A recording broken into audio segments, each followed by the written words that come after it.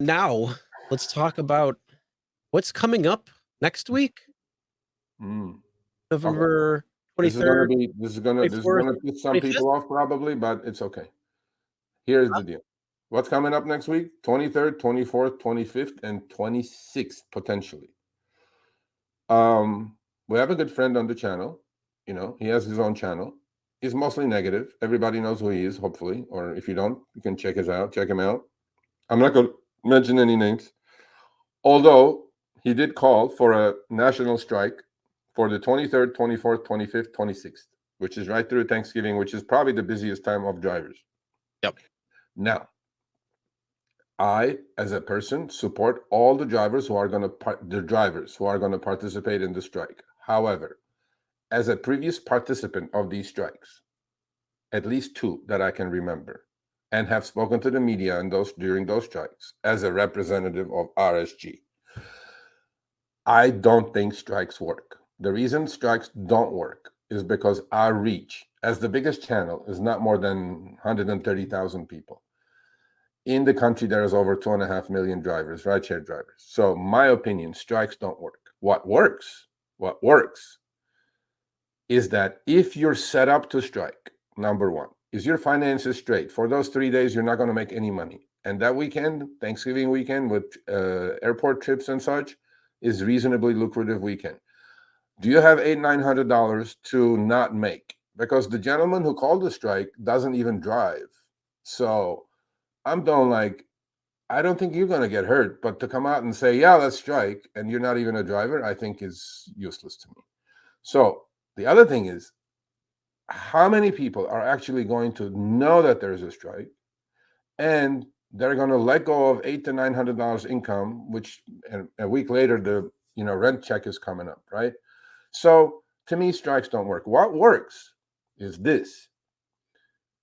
If we just relent and not take these garbage trips that I showed you guys for the last 2.5 hours here, or 2 hours and 12 minutes to be exact. All the trips I got, only one doable trip was there for me out of 23. All these trips from Nashville, those two trips from North Carolina. If you guys can get together and just for one day, maybe, it's not a strike, just don't accept. Hashtag do not accept garbage. Whatever the hashtag it is, I'm willing to work with you. We need to teach these algos that there is rejection of these trips because they are being underpriced according to their CEOs. If we don't accept, that means the algorithm is underpricing trips, mispricing. This is their quotes. They were on our channel 2 months ago. So strikes don't work. But what works is we need to stick together and decline trips that are not profitable. Maybe for a day, maybe for 2 days, maybe not even the whole day. Morning rush hour, decline trips. Let's see what the algo is going to do. Let's see how they're going to bring around an extra few hundred drivers in LA or a few thousand drivers. Where is the algo going to find those drivers? They don't exist. Same thing in your small city, mid-sized city, large city. I support the drivers who are going to strike, but I don't support the idea. What I support is us sticking together and turning our apps off. At least do what I showed you during this. Once you accept the trip, turn your app off. Don't accept any more incoming garbage. You're going to put the algo in a squeeze. I'm telling you, you will.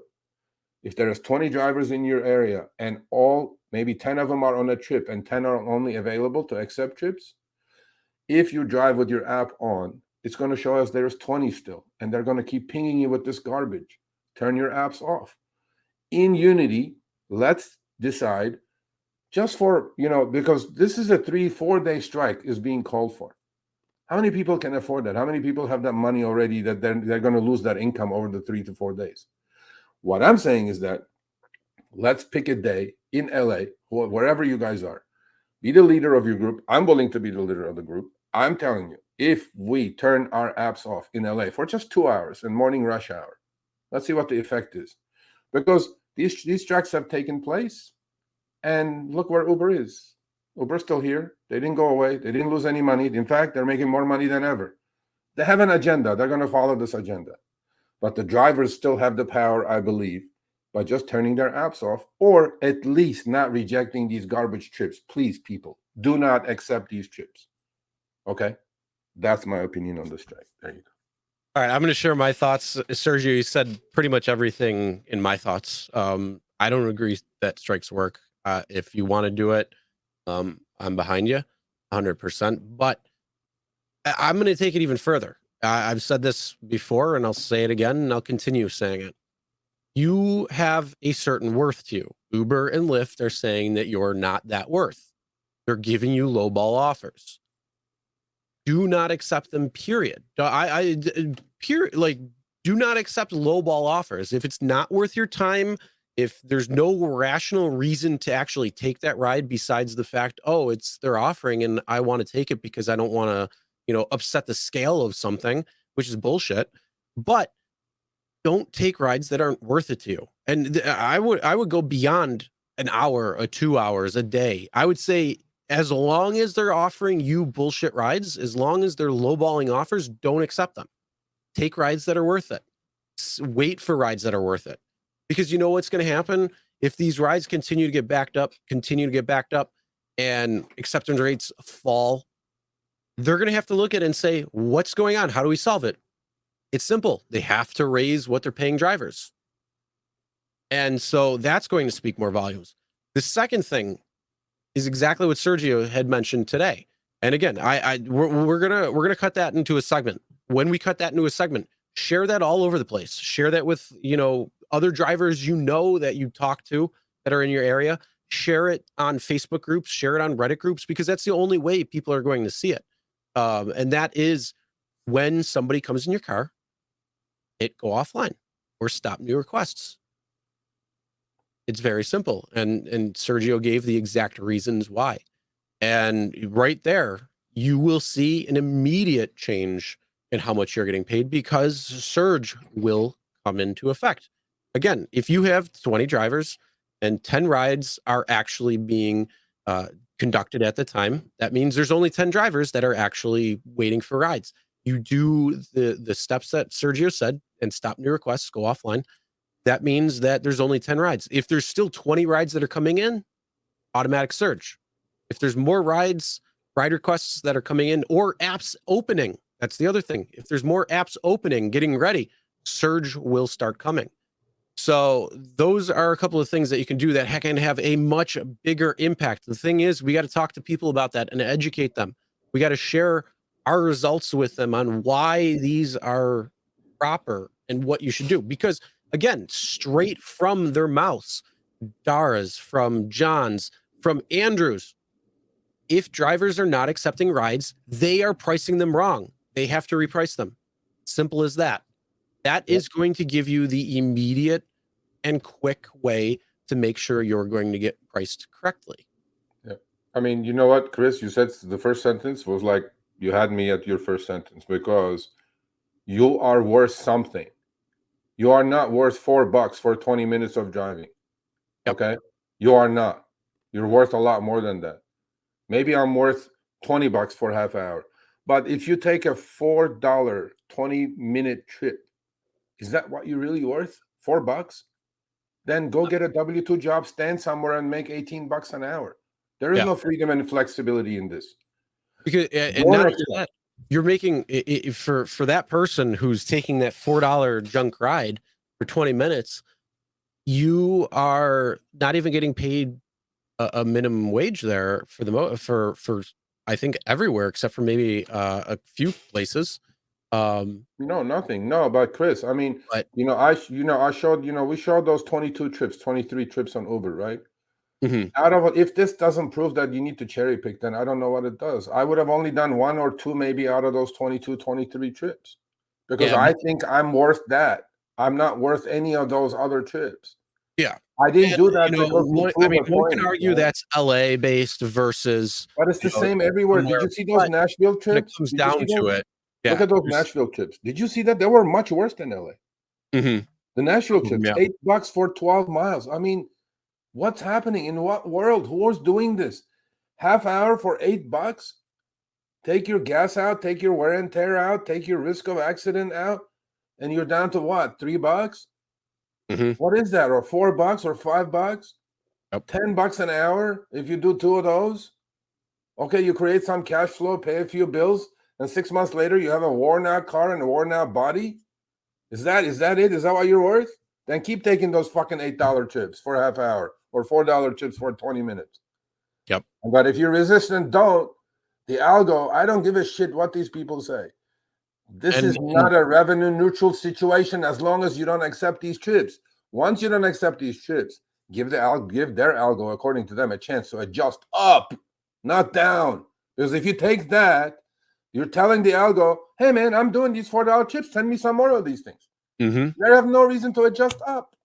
Yep. Okay, please, people. That's what we can do together instead of this strike. And that is going to be way more effective than doing a strike. Because again, on YouTube, let's say it's a YouTube strike. YouTubers are talking about it. That's only going to be this much in drivers out of the whole sample. So you're talking about a fraction of the amount of drivers that are going to reach. And then there's a lot of drivers who are driving part-time or randomly or whenever they have time, and they could give a shit less. Yeah, I mean, there's look, we full-time drivers out there that are scraping by and trying. They have to work more today than yesterday because of these changes, these pay rates changes, and not necessarily being revenue neutral, but in fact actually being a loss. And the only way you're going to solve that is to not accept the stuff that's not worth it, know your worth, and then continue on that path, and then share that with family and friends who are doing this. We know I know a lot of people who are quite a few family members do it all. But not just that, Chris. Everybody belongs to a Facebook group. Everybody belongs to some driver group, right? Just spread the word. Like supposedly, the strike is going to hit him in the pocket. It's not going to hit anybody in the pocket. Look where Uber was. I was a part of the strike at LAX twice, 3 years ago and 4 years ago. Where is Uber? Uber has more trips than they can handle. The only way to hit them in the pocket is create some sort of chaos. The only way you can create chaos is turn the app off, in unison, maybe for a couple hours a day. Because guess what? The trips are still coming in. Uber's not going to stop doing rides. People are not going to stop riding because there is a strike. They're going to still order the trips. But in those 2 hours, they're going to understand that the driver has still the power, period. And even if your app is on and you don't take these garbage trips, algo still has to go, you know what? I still have 100 trips coming in the next 30 seconds. And nobody's taking these trips. I don't give a shit if they put it on Trip Radar. I don't give a shit if they put it on the moon. Don't be tempted. Don't. Just let it blow up. Let your phone blow up. I mean, literally, that's it. But to me, that's so much more effective. And know your worth, like Chris said. Know your worth, man. Are you worth $4 every 10 minutes, 15 minutes, 20 minutes? Come on, man. No, you're worth more. So there you go. And that again, that's your overall pay. That's not taking out all your expenses that are associated with that particular ride. Getting there, the wear and tear that's going to go on it. That's the top part of what you get paid.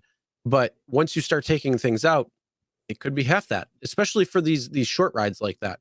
It could be 50% could go right out the window to your car maintenance to taking care of this ride. Yeah. So those are things to think about. Same thing with long pickups and shorter rides. Yes, they've changed it a little bit where you might get a little bit more now than what you used to. But again, you have this information up front. Make informed decisions. Do what you can. Be smart out there, and that's going to go much longer than something like a strike. Because in the reality of things, out of 2 billion trips, 200 drivers that say I'm going to strike. In reality, what's that going to do? All right, thanks for watching. That short little clip was from our live stream, Show Me the Money Club with Sergio and myself, Tuesdays, 6 p.m. Eastern, 3 p.m. Pacific. Make sure you subscribe, turn on all notifications so you'll be notified when we go live, as well as all of our awesome content. Make sure to check out this video right here, which will take you to the entire live stream, or check out this video right there. All right, drive smart, everyone.